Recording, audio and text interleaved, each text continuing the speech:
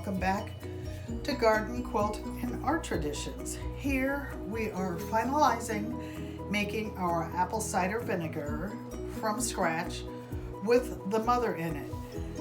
This one was started on November 27th.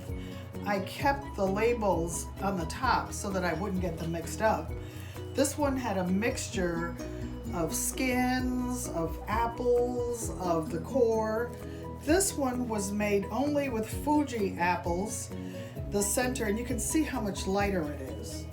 SCOBY is the acronym or abbreviation for symbiotic culture of bacteria and yeast.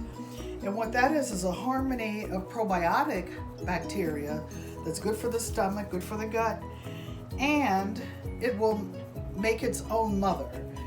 Here, I fished it out with a spoon, and what I will do is set this aside so that when I want to make vinegar again, or kombucha, or kimchi, any of the things that are sour, I can use my own starter. This one I did not filter out. I'll see if I can get it out more easily. You see,